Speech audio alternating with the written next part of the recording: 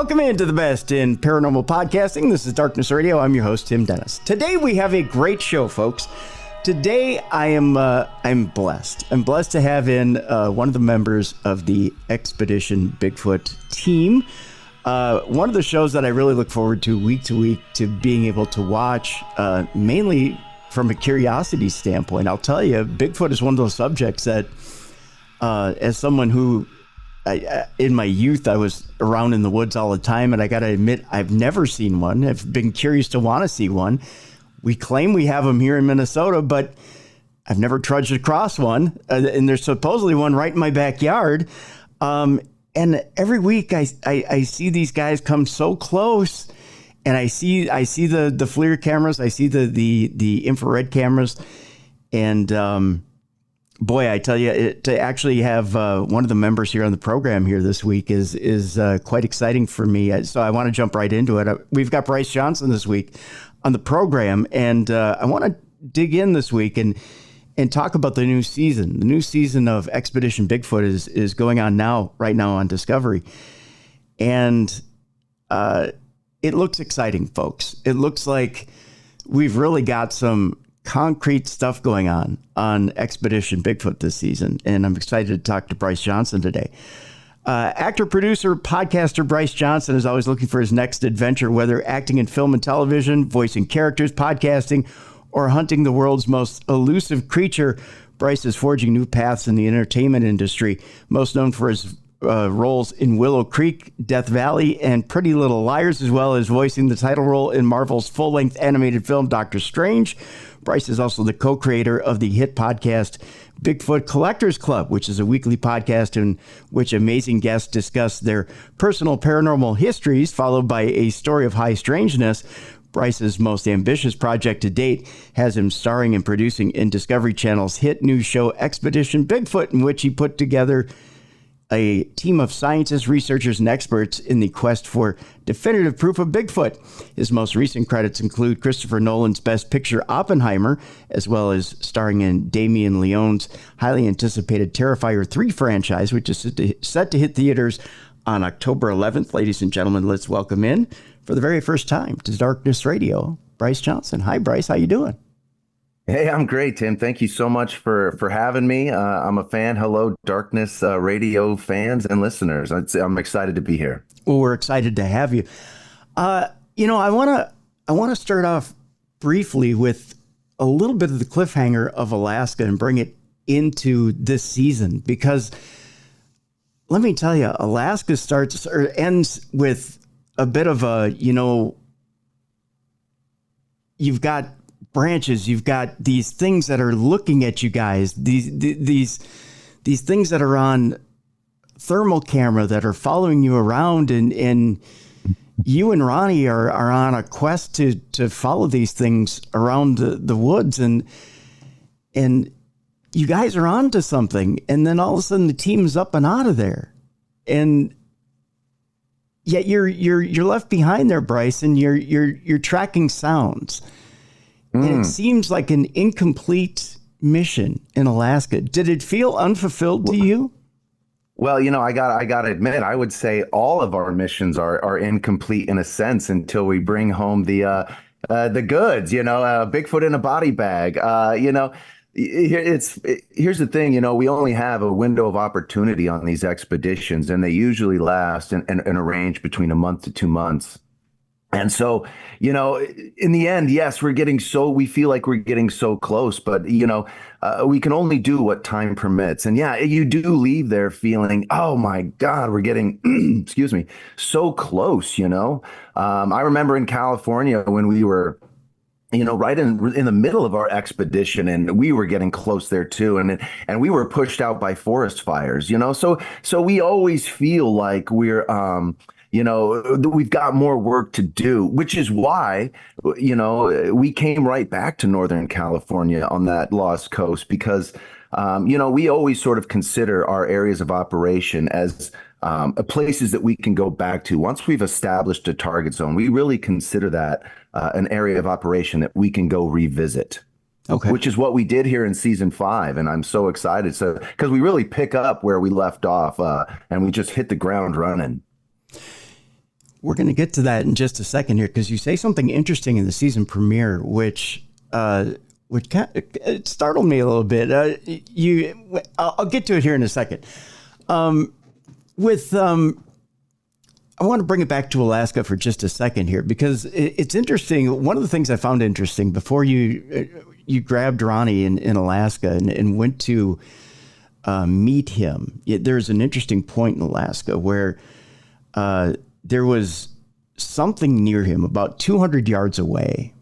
And you said to him, don't go confront it on your own. And you went and rushed to him. And you wanted to, and I know it was for safety's sake, but then I'm thinking to myself this, and this is what occurs to me, Bryce. You went to his side, and for safety's sake, the two of you went in. But I'm thinking to myself, if this thing is 9 feet tall and that big, and it was hunting, because I think at one point, Mireya and the whole entire group had figured out that these things were hunting at one point. If this thing is hunting, and you guys had found basically blood splatter, and you'd found bones at this kill site, if I remember right? What were the two of you going to do? I mean, I was just, I'm thinking if one was not going to stop it, what were two going to do? Well, you need one as a distraction to run slower so that one can escape. That's what it was. Right. Listen, I often get asked, Bryce, you're very brave. You're very courageous going out there, you guys and your team, and I say, well, they are, Mireya especially. She's the bravest of them all, and Russell, of course, and Ronnie as well. But, I haven't spent as a child too much time like camping or in the woods. So this is all, I love the outdoors. But, so when there's a camera on you and you're on a quest, you get like an injection of courage, so it's like, I just want to push forward when that camera's rolling to get the shot, to take the audience into that area. And so yeah, it is, you do feel absolute scared at sometimes, but I'll tell you what, when you're making that show and you've got those guys right behind you shooting, they're like, go Bryce, go, or you go. Because there's that point where you guys pick up the bone that's bitten into, and the bone is shattered, and you figured out that that this creature has been sucking out the marrow from the bone, and you figure out that it's probably some sort of prehistoric creature. And I'll say this too. It's I don't read a lot of reports or hear a lot of reports about people getting injured from Bigfoots, stuff like that. So rare is the case. And so, you have that in the back of your mind too, that, now, listen, that being said, there are a lot of sort of nefarious missing persons cases that happen in national parks. And, I unfortunately, Bigfoot is a suspect in some of those. So, right. So yeah, you never know what sort of elements you're confronting. But we want to get to the bottom of this mystery. And in order to do that, you have to be in the places where these creatures are. Well, let's address that for a quick second, because you do have like the missing 911, or is it missing 911, missing 411? I'm having sure. David Politis' research and work in his missing 911 series. Yeah. Does that research enter into the back of your mind when you're out there in the field? I mean, does that kind of occur to you that maybe? Absolutely. Absolutely. Because I'm familiar and I'm a fan of his work. And for those who aren't familiar with David Politis, he was a detective, but he started his work, researching Bigfoot and going through and talking to witnesses and native witnesses about the lore and everything. And then he went on to start doing some other work into more looking into these missing person cases. But yeah, that, it is in the back of my mind. We don't know what these creatures are capable of. We don't know that much about them because we haven't really observed them in their natural habitat. So there's a lot of question marks and yeah, but I think that's why people are so excited to see this. We just want to know more about these creatures that people have been reporting for thousands of years. We're not the first here. These creatures have been here a long time. Yeah. Yeah. So, I'll make this transition here in just a bit to the new season, but let's talk a little bit about some of that transition, and that is that Ronnie's no longer with the team, or no longer on the show. Can we talk a little bit about it, and just briefly, and then we'll move forward? So Ronnie's absolutely. No longer... we had a sort of a big interim between seasons with the merger and everything, and Ronnie moved on to some other projects, unfortunately, and he'll be missed. And but it gave me an opportunity to get in the field more, and as I've always said, the Bigfoot show must go on. So yeah, he will be missed, but it gave me an opportunity to work alongside Mireya in this season, and while I love doing stuff back at the command center, there really is nothing like being in right in the thick of it with Russell and Mireya. So that was really an exciting part for me this year. There's something different about the way the show feels this year. It feels a little bit more. It's kind of like. The difference between last year and this year is like a fully produced band to a stripped down feel. You know what I mean? Like a stripped down, dirty, raw garage type. I love that. You know what I mean? But yeah, well, that's almost paradoxical, because actually this is our first season with Discovery Channel being our true home now. We came from the Travel Channel. We started there 5 years ago. But Discovery Channel was like, hey, we want a Bigfoot show, and you're it, Mm-hmm. So I forgot what was your question, but just that this kind of feels like a back to basic different. Yeah. Roots type. It really now. Is. We really did want, and we have some. We have a new guy, sort of. He's been with us from the start, but he's sort of taking a lead on this. His name is Ronnie, and you'll see him in the credits. But he's really stepped up, and basically, we just wanted to go back to this target zone in Northern California, because to your point of Alaska, we feel like. With the research that we've done, we're starting to establish what we feel might be this migratory route, from Northern California all the way up into Alaska. And I mean, this is where all the lion's share of reports come from, is right as in that Washington, Northern California, that Olympic Peninsula section, the Lost Coast, there's about 400 to 500 reports a year coming out of that area. And those are just the reported ones. Imagine all the sightings that go by unreported. So people are seeing these creatures in the thousands. And when I say people, I'm talking about woodsmen, people who work in the lumber industry, hunters, law enforcement, men and women. So, these are people of all types of caliber. And, and they're great witnesses, because when I speak with them, you can tell they've got a lot there's nothing really to gain by speaking to me. They're not getting money, and they're not getting, fame. And as a matter of fact, a lot of the times their peers, they're often, a little shy or hesitant, because nobody really wants to come out and say, hey, I had a Bigfoot encounter. What does that mean? I didn't believe in this creature before, but I was hunting and I saw this thing. It changed my life. What do I make of this? Right. I hear this over and over. So there's a phenomenon at play. There's a mystery in our backyards, and it's time to sort of turn the page on this Bigfoot mystery, because we're getting so close to what this thing could be.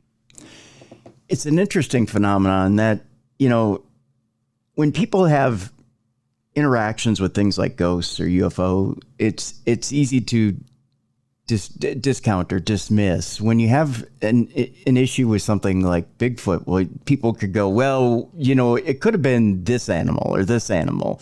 It's harder to discount, because you could say, well, it could be this or that or the other. You could push it off on some other animal rather than, it's easier to say, well, you saw something, but are you sure you saw that?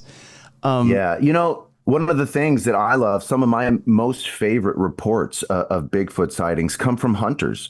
And here's a common theme and a pattern that you'll see. There'll be a hunter, and he'll see a creature through the end of his scope, and it's a Bigfoot, and he'll see the face. Now, you're talking to a hunter who's shot bear, shot elk, shot moose, and I'm going to look at that hunter and say, no, you're probably just seeing a bear. And he's saying, no. I'm looking at the end of my scope and I see the face of this half man, half ape thing, and I can't pull the trigger because I'm afraid that if I do, that'll be murder, because I'm not sure what this thing is, but I know it's not a bear, and I know I'm confronting a liminal space right now. This is an extraordinary moment. What's happening? Wow. And there's guys like me who, I was raised in Minnesota. It's a rite of passage to be a deer hunter, right? So from the time you're young, you take gun training. You go out in the woods, and you're out there, and you sit out there, and you recognize every movement that's in the forest, and you almost kind of wish that you'd run into something like that. Now, I've heard of different creatures that are supposed to be out there in northern Minnesota. There's even one that's supposedly up in the Blaine area. Creature that's out in the Blaine area that's supposed to be running across one of the golf courses. But I've never seen one. Now, should people out there be wishing to run into one of these creatures, or is it one of those things that be careful what you wish for? It's a great point. And when you're talking about like small town monsters, now you're really getting into the stuff that I love, because, every town, every city has local lore, and you know what? There's more monsters abound. But let's get back to Bigfoot, because you bring up a really interesting point, right? Like, hey, I'm in Minnesota. Should I be looking for Bigfoot? And you're probably thinking no, but I would say yes, because you know why? That there are Bigfoot reportings in every state in the United States except for Hawaii. Now, at first glance, you're probably, this is strange. This doesn't make sense, right? How are there going to be Bigfoot reportings in places like Iowa or Kansas, or, where are these big pine trees to hide? And, and I say to you, this is part of the problem of the phenomenon, isn't it? Like, this is what I call the stranger aspects of Bigfootery. How are these creatures seen not just in every state of the United States, but on every continent of the globe, in every country? Every indigenous culture has a mythology of a wild man of the woods, a large, hairy, upright, walking creature, a monster. So this isn't just our mythology that we started to hear about in the 50s. This has been happening for thousands of years all over the globe. Now, that's why I start to go, okay, maybe there's something more to this creature than just an undiscovered wood ape of North America. Something more mysterious is going on here, because how are these people seeing these creatures all over the place, And then that's when I start to explore other theories of what this creature could be, because I don't think that there can be that many different subspecies of Bigfoot all across the United States. It strains the limit case for credulity. Okay. So I think something more mysterious is at play. So you don't think there's that many subspecies in the United States, but you hear about different subspecies across the world. So you may have Yeti across the world. Yeah. So where does the DNA split? I guess is not that I'm splitting hairs here to kind of throw in. No, absolutely. But go ahead. I'll let you finish. But I guess it's kind of a hinky question here, Bryce. But so where does the DNA split, or where does the where does the species split, or how does it break down? We don't know. We just don't know, Tim. And that's why there's different camps. You have people who think this is just a flesh and blood creature. Mm-hmm. You have people who think that this could be a relict hominid. Science professors like Dr. Jeffrey Meldrum, who's explored that theory throughout his career, that maybe this is just a lost relict hominid, something akin more to us. Whereas, maybe not just a primate, and then you have the more sort of paranormal theory that, these things are seen sometimes dematerializing. They're often associated with balls or orbs of light. Maybe something more strange is happening. Here's a parallel. Do you know what else is reported all across the globe, in every state, going back thousands of years? Strange balls of lights, UFOs, anomalous activity. So, there's a parallel, there's a pattern. Maybe that's something worth looking at. I don't want to leave any clue off of the table. You know what I mean? Because here, if we're going to get to the bottom of this mystery, Tim, then we have to take in all the evidence. And that includes evidence that we don't like or that we find strange or peculiar. Look, I love the work of the guys at like the BFRO, Bigfoot Field Research Organization. They did a great job at establishing a database for Bigfoot reports. But you know what they didn't do? They didn't take in any reports that included strange activity like balls of light or strange lights in the sky, or disappearing or cloaking or camouflaging Bigfoots. All those reports got put in the trash. I take those reports out of the trash because I love those reports. It's finding those strange details in a Bigfoot encounter that I'm going to go, hey, wait a minute. Wait, you said what happened here? The thing sort of just camouflaged out like the predator in that movie. That's strange, because I spoke with a witness who said that happened in Florida. So when you start to be able to put together those patterns, you can uncover the bigger mystery that's at play here. Because, Tim, there is a bigger mystery at play than just a flesh and blood creature, I believe. We had Ronnie on the show a couple of years ago. He subscribed to the same theory. When he was talking about his book, he said the exact same thing. You see a lot of tide phenomena from UFO to Bigfoot, and he truly does believe in the area he grew up in, that there's a lot of tide phenomena to, again, balls of light and Bigfoot and UFO and Bigfoot, and that there's a lot more to this story than just what apers would believe, and that's that it's just a flesh and blood creature. And I if it was, we would have found it by now, right? And it would be on a lab table, right? That's right. Not to say that there's still species that haven't been discovered. We're still discovering giant, huge species here on the planet. There was a large whale discovered off the coast of Mexico 2 years ago, a new species of whale. Mm-hmm. So we are discovering new species of animal all the time. Yeah. And look, I haven't left that theory off the table. I'm exploring all three theories. I'm just taking in whatever evidence and data comes my way. Yeah.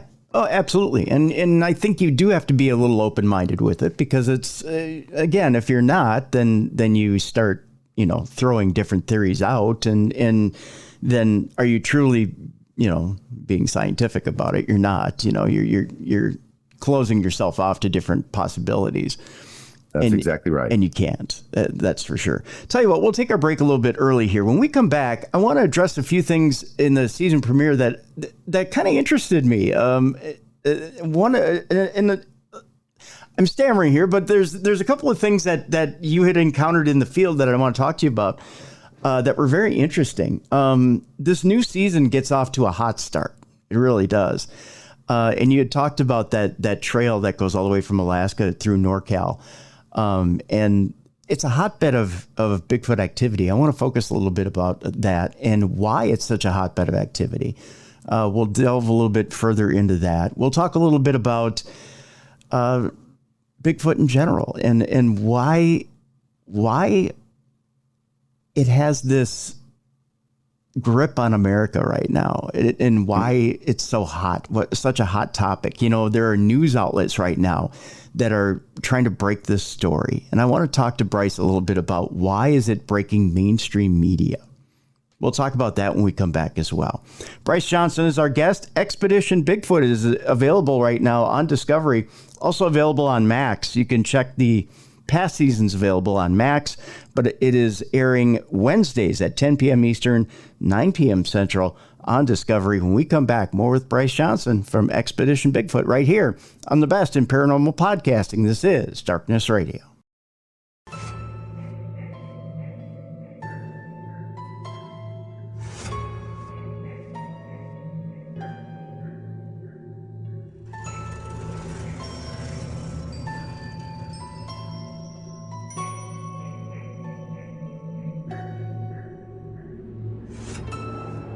Welcome back to the best in paranormal podcasting. This is Darkness Radio. I'm your host, Tim Dennis. Our guest is Bryce Johnson, one of the team of Expedition Bigfoot. You can see it Wednesdays, 10 p.m. Eastern, 9 p.m. Central on Discovery. Also, you can check out the archives on Max. If you don't have Max, I don't know what you're doing with your life. I don't know. You're probably playing tiddlywink somewhere in a corner in your grandma's basement. That's all I know. It's about the best I could say. So before the break, Bryce, we were talking a little bit about the phenomenon of Bigfoot and I guess classifying Bigfoot and whatnot. With the new season, you're going all the way from, you're saying that there's this hotbed from Alaska all the way down to NorCal that you're exploring this season. There were some interesting things in the season premiere. One of the things that you had cited, you and Maria are out in the field. One of the things you find is this really impressive footprint. And you had mentioned that it was the first time you had found a footprint out in the field. Mm-hmm. And you cast this footprint. And I mean, you found like an amazing amount of evidence right there. You'd found some scat that had a hair in it. You'd found quite a bit of evidence, like right there in that area. If you could talk a little bit about how you're feeling as you're gathering this evidence in the field. I mean, it had to be pretty exciting. Tell me a little bit about how you're excited. Feeling. Yeah, tell me a little bit about what's going through your head as you're gathering this stuff. Totally, my what's going through my head is contain your excitement, because you said it, you know. So I'm literally out there, and I've never found a Bigfoot print before, and I'm just sort of moseying around. We're in the area, and I see what looks like just this deep impression, you know. And you don't see this on camera, so I'm gonna reveal a little bit of how this happened. You know, so I actually took a picture of this thing first, and I was like, that's interesting, you know, and I was like, let me show this to Maria, you know, and she was like, yeah, that's interesting. Maybe we should go look at that. Show me where you found that. So, okay. I was like, okay, maybe this is something, you know? And then so we're like, okay, well, let's roll on this. I'll take you back where we found it, you know?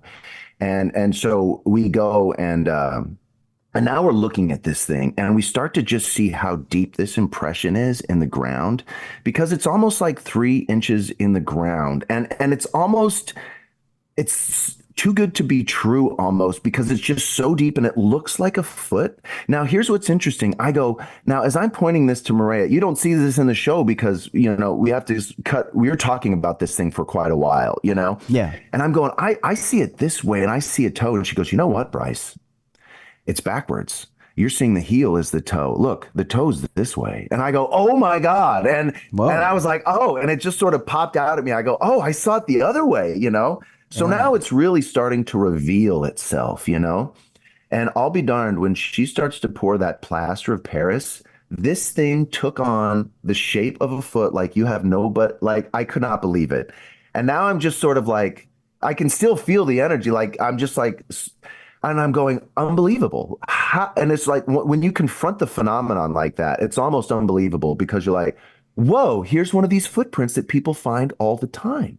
Now, here's what was interesting. It was the only one. There was no other ones around it, you know? Mm-hmm. And I'm going, and so that's problematic, right? Because if it's moving through the area, there should be another another step somewhere. We saw something of some indentations, but nothing like that. It was a standalone footprint. Whoa. And so, which is strange. And yes, we did find some scat nearby with a hair. I think the hair proved to be inconclusive. So, Okay. but the quest was on. We were like, oh my God, this is an area of activity, and it proved to be right. But yeah, that exciting, man. It was just exciting. John Keel, a famous Fortean investigator. He wrote the Mothman prophecies. He's like the godfather of the paranormal, right? Yeah. He had this idea that when you confront the phenomenon, and he let's call the phenomenon at large, right? Mothman, UFOs, Bigfoot, just strange stuff in general,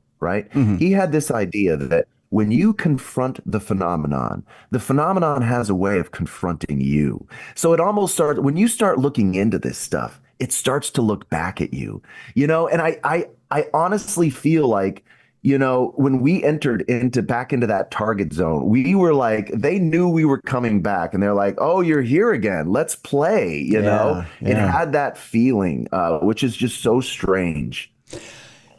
So I got to ask you this. So as Maria's going to cover this up, are you this excited that you're thinking, I kind of want to stay here to make sure nothing messes with this? Are you getting protective over it? Do you have that feeling?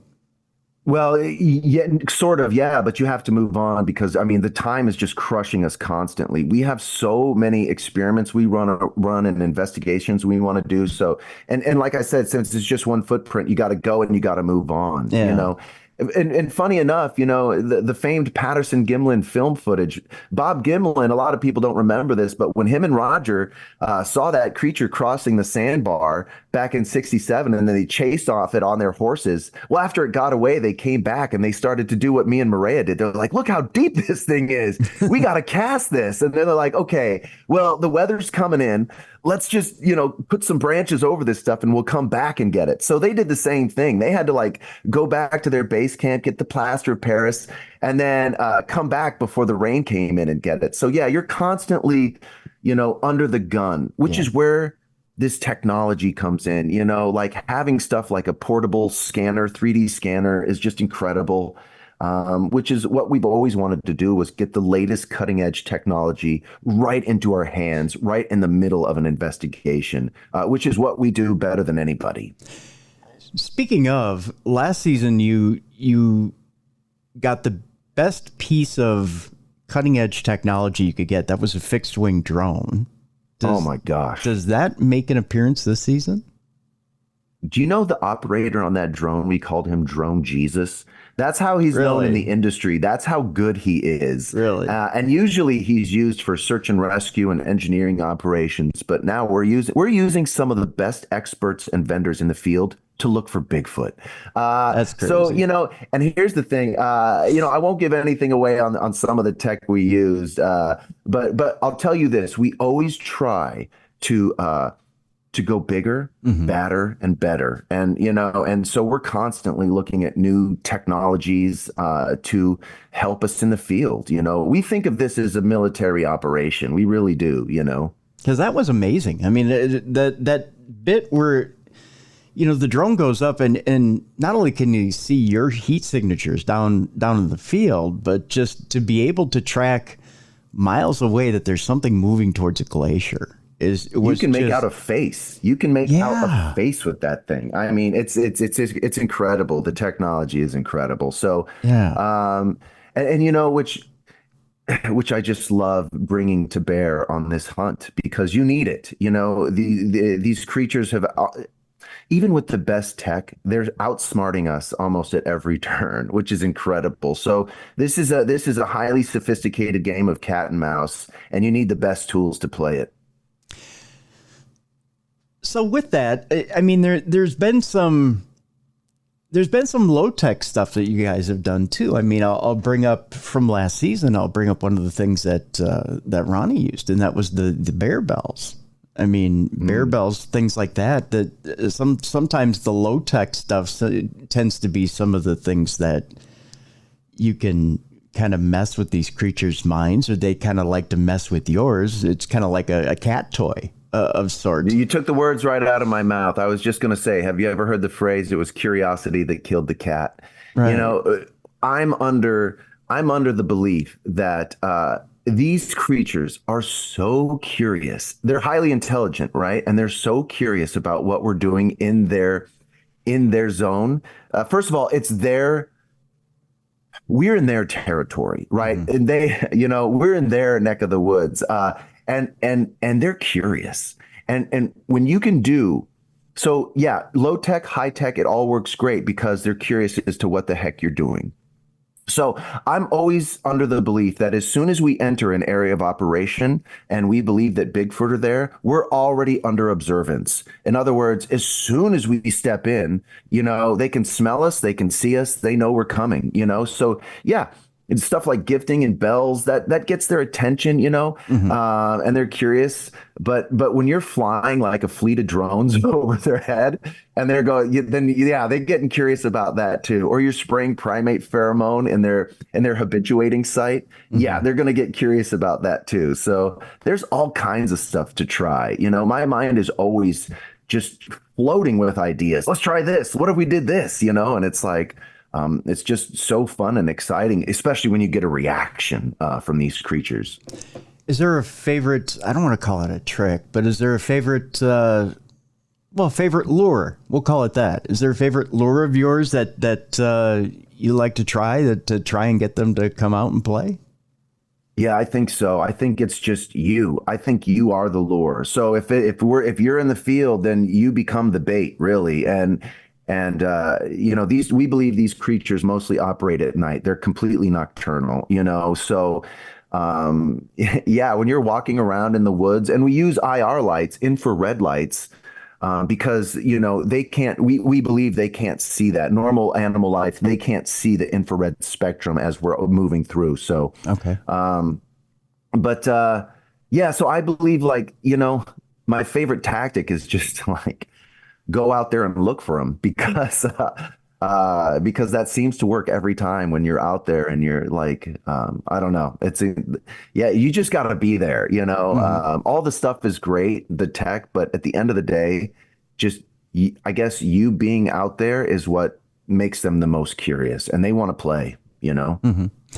Now, Bryce, I do have to go back to the malevolent Bigfoot stories because we do hear them. Especially, I mean, you do hear the occasional malevolent Bigfoot story, and I know you've heard them. Do you believe in them? Do you believe the accounts and the tales of malevolent Bigfoot stories? And have you ever run into a malevolent Bigfoot? Well, yeah, I have heard of them because I'm fascinated by those accounts, but and I don't want to use the word "do I believe them" because belief is such a taboo word. It comes with so many, it comes with so much luggage, right? But what I will do is I will look at any evidence and that comes my way, and especially contextual evidence like somebody's eyewitness testimony. Here's the thing. I feel that experience is primacy. So yeah, in some of these cases that have been reported on where I'm thinking of like that one case that came down out of the Smokies. I covered it on my podcast about the Key family. Man, it just breaks my heart. But when you go into those reports and you start to flush out some of the details, it's hard not to think, okay, man, somebody saw an upright walking hairy creature carrying something, and your heart just kind of sinks and it's all speculative and you don't know, but there's a lot of question marks about missing people, so yeah, you do understand and recognize that there's an element of danger going into liminal spaces and working with the unknown because you never know what to expect, so there is that level of it, but like I said, man, I'm just too excited by it. I want to get in there. I want to get answers. I want to engage with it. I want to engage with the phenomenon. And so, fear be damned. Is there, let me ask you this. Now, you've got Mirey on the team who's a primatologist. Do you find that you clash with her at all when it comes to, if you're talking about the connection between balls of light, UFOs, and you want to go to the supernatural side of things? Does she want to try and ground you and say, wait a minute, there's definitely primate behavior here, and this is definitely a primate? Yeah.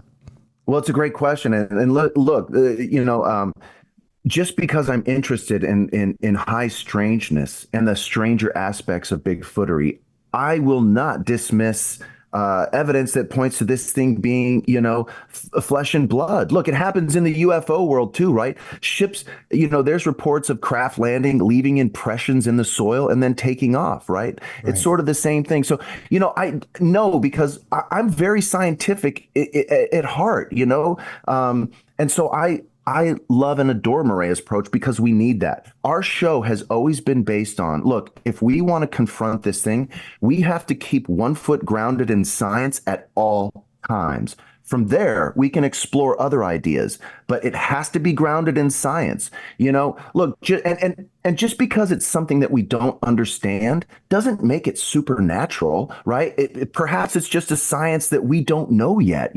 What's that great Arthur C. Clarke quote? Any advanced technology that we don't understand. Oh my God, I'm killing this thing, comes off as magic. But what he's saying is if we don't understand a technology, it'll come off as magic or supernatural. Perhaps there's a natural, organic, biological science that we just don't understand about the supernatural yet, And perhaps these creatures living in the woods and away from city life for so long and developing these sensitivities and skills there, perhaps, their psi abilities are off the charts. That's why you hear about mind speak, camouflaging, cloaking techniques, all this type of stuff that perhaps these creatures are able to do. You bring up a really good point about speech. I wanted to talk about that, but I have another question before that, and that had to do with the actual climate going from Alaska all the way down to NorCal. There's a very specific climate there when you talk about it's not too hot, not too cold. I mean, it gets cold, but not freezing cold. I mean, in the wintertime, it does get pretty cold. Then you look at across the world, you look at the Yeti is in a colder climate. Do you think these things have a specific climate that they have to exist in? Because you do look at the skunk ape. The skunk ape is in the southern U.S. Is this thing have to be climate controlled at all, do you believe?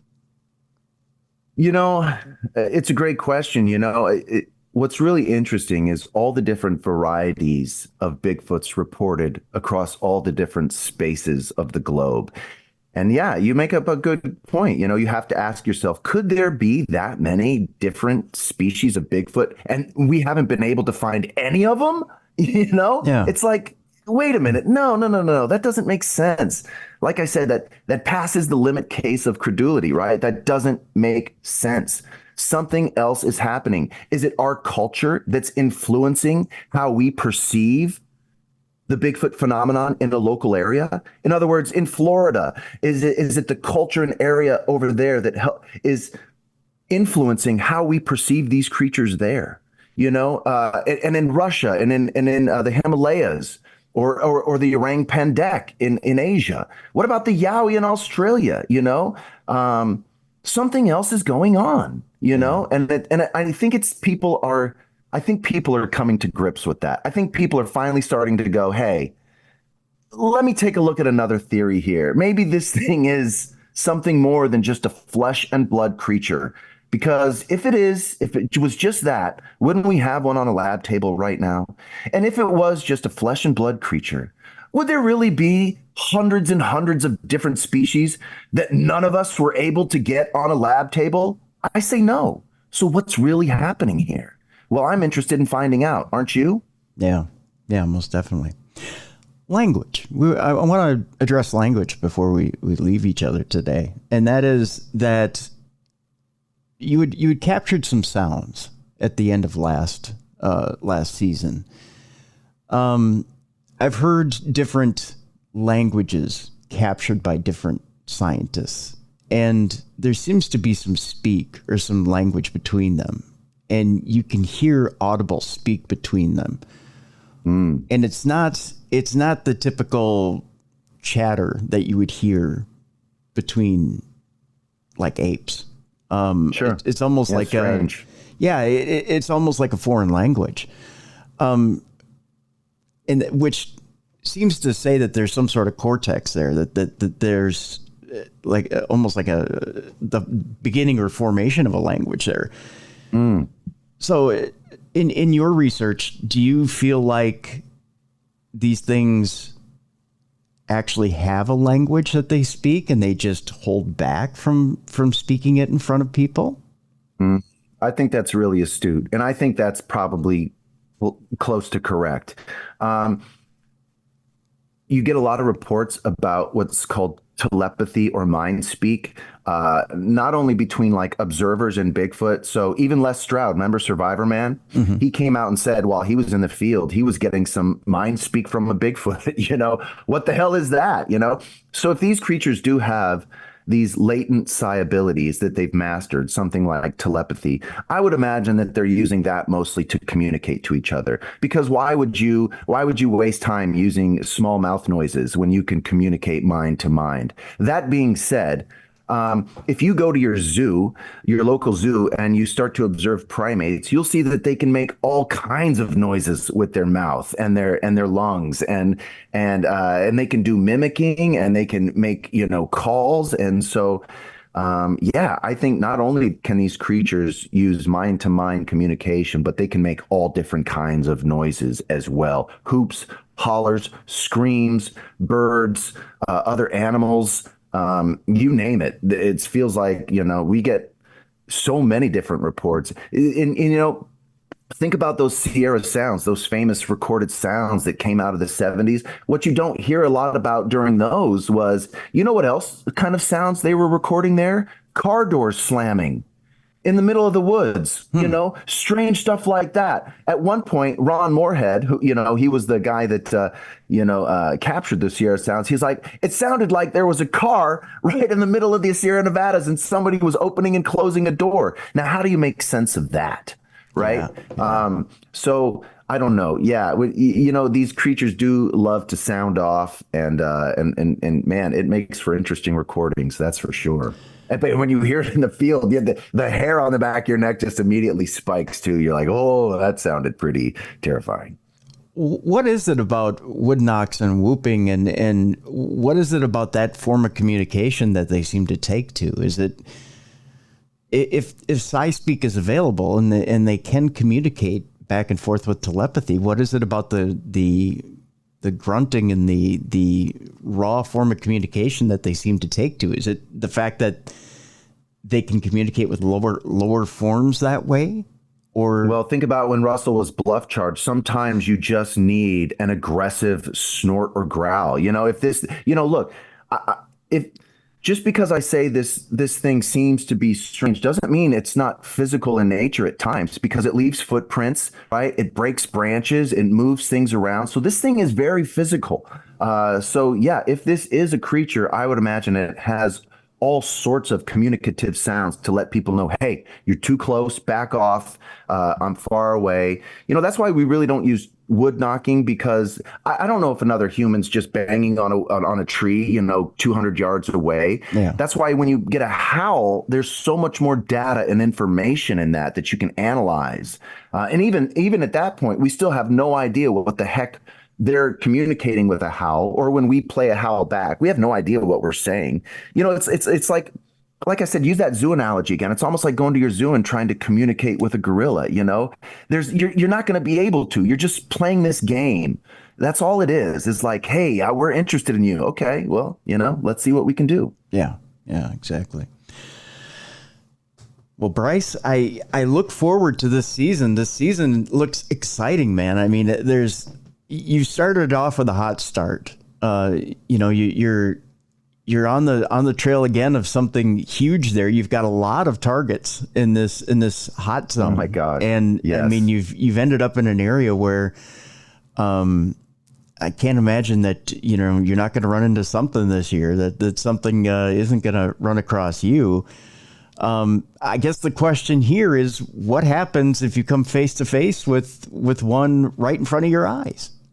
Oh my God, wouldn't that be amazing? I mean, that's the goal, I think, of all three of us, Russell, Murray, and I, to do this show is to like confirm what we feel like we know is true, you know? And sometimes the only way to do that is to get your very own two eyes on the thing, you know? And you could see me just smiling from ear to ear because it's hard to contain my excitement for just how exciting and explosive this season is because man, if you think that foot was something, just wait.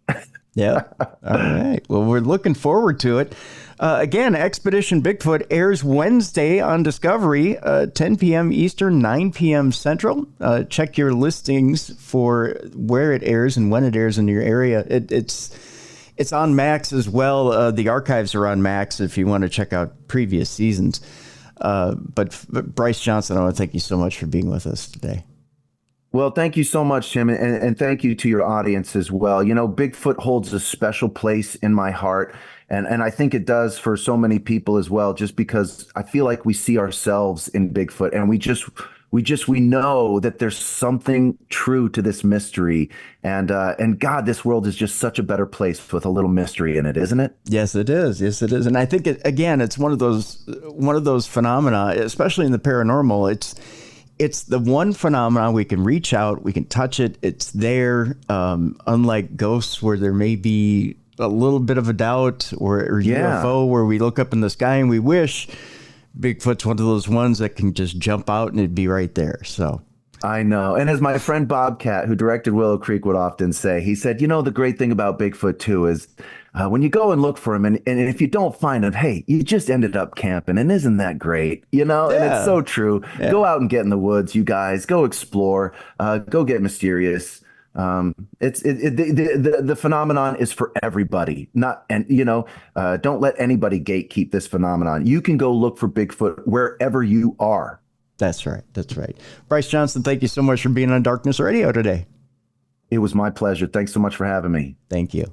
I want to thank Bryce Johnson for being on the program today. Again, Expedition Bigfoot is available Wednesdays, 10 p.m. Eastern Time, 9 p.m. Central on Discovery. Go check it out. Wonderful program. Again, they've stripped it down this season, even though technologically they're getting better and better each season. It has a kind of a grittier feel this year. I kind of like the way they're shaking it out. 3 team members this year. Bryce is joining the field team this year, and things are shaking out to be bigger and better this year.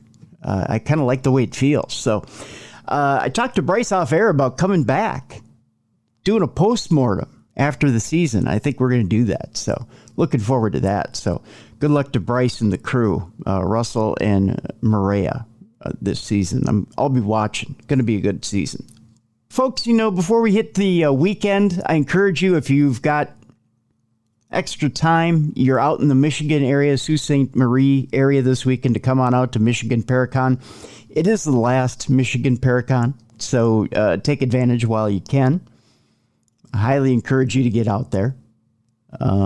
There isn't much time.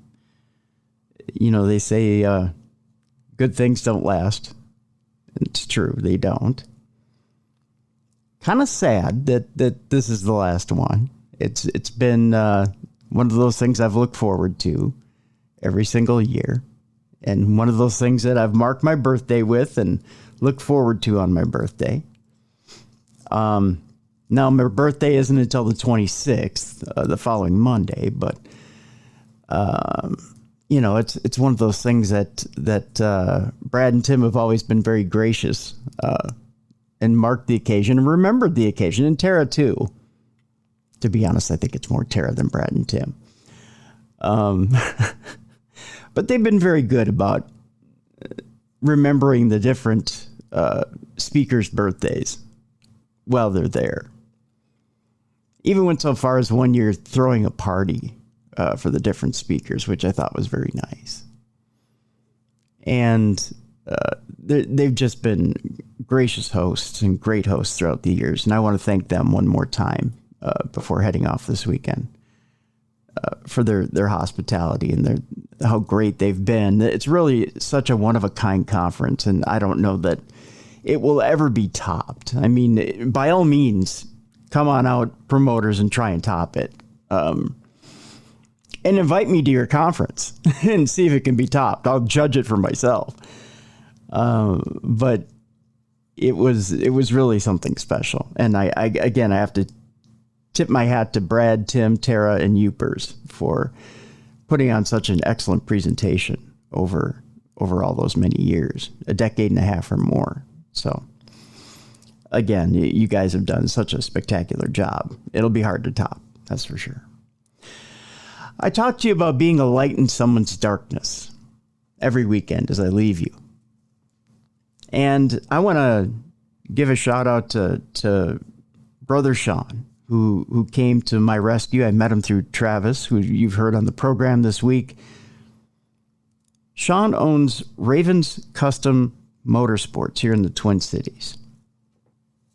If you're in the Twin Cities here and you need any type of automotive repair, I highly recommend you get a hold of them. In fact, next week I'll post a link for them. I just wanted to give them a quick shout out this week so you're aware of them. You can find them on Facebook.